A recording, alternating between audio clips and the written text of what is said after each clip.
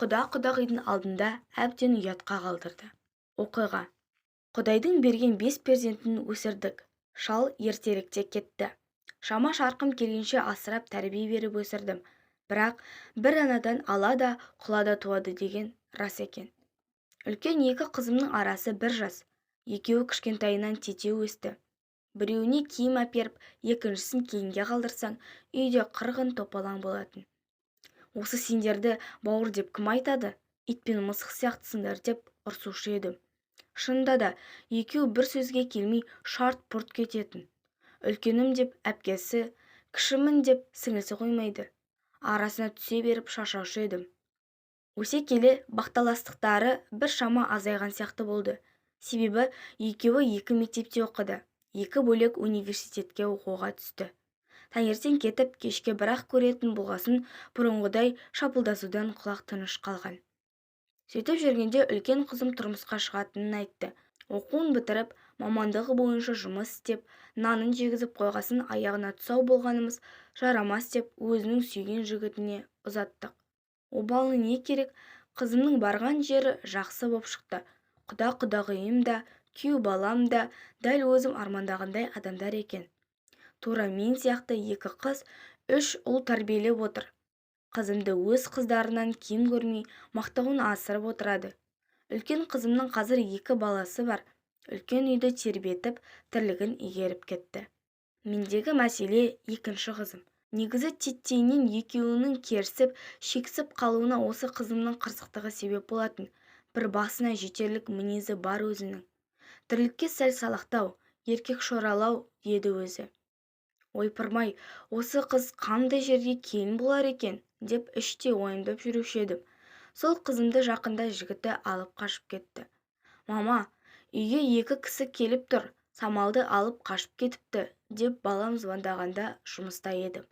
Жолай дастарханға қоятын тәте-түтемді түгелдеп жетіп бардым. Барсам, байырғы құдаларым тұр есік алдында. Аң-таң боп қалдым. Келген кісі туған құдамның інісі, біреуі күйеу баласы. Сіздер мұнда қайдан жүрсіздер? Деппін. Сөйтсем, құданың інісі, жағдай осылай боп қалды. Самал қызыңыз құдаңызға келін болды, деді. Мен сіздермен барамын, қызбен өзім сөйлесем. Апалы сіңілі 2 қызың бір үйге келін болғаны өмірде болмаған жағдай. Үлкені мақұл, кішісінде ми жоқ па? Үй ішінен үй тіккені несі? Басқа жігіт құрып қалғандай. Деп ашуланып құдамның ауылына жетіп бардым. Барсам, бәрі үрпиісіп, құдағи не айтар екен дегендей маған қарап қалыпты. Дереу басына орамал салып отырған қызымның бөлмесіне кіріп бардым. Самалым мүләйім боп қалған. Сызылып, басына ақ орамалды салып алыпты. Ей қыз, жындалғаннан саумысың, мынау не масқара, деп басындағы орамалды жұлып алдым. Түс алды ма? Жаныңның барында шық мына үйден.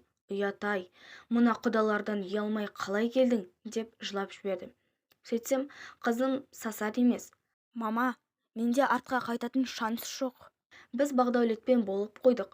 Менің аяғым ауыр, деп төбемнен дәу қара тасты тастай салсын. Әңгімені ұзатып қайтем. Қызым амал жоқ, сол үйге келін боп қалды.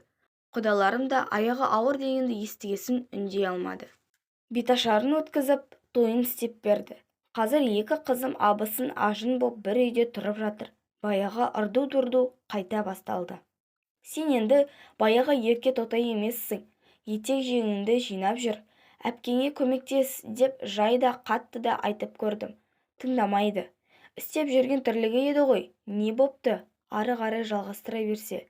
Дереу абысын екенін көрсетіп маған тиісіп қалу керек пе? Деп бұртиып қалады. Уақыт өте келе өзі үйренісіп, ұялғаннан істеп кетер деп үндемей араласпай жүрдім. Құдағи, айтпайын десем болмай тұр. Айтайын десем сіздің жүрегіңізді ауыртып алам ба? Деп құдағиым хабарласты. Салтанат пен Самалға қарап апалы сіңілдей алмаймын. Қайта 2 жақтан түскен абысындар тату бұларға қарағанда. Екеуіне өзіңіз басу айтып, жөнге салмасаңыз, мен 2 оттың арасында қалғандаймын, деді. Бәленің бәрі Самалдан шығып жатқан мен де білем. Ыңайсыз ештеңесі жоқ, енесі болғасын ширатып алыңыз, деп айттым. Менің сөзімнен кейін құдағи Самалды жеке шақырып алып, ақылын айтқан шығар. сөйтсе қызым шарт-пұрт кетіп киім-кешегін жинап маған қашып келіпті.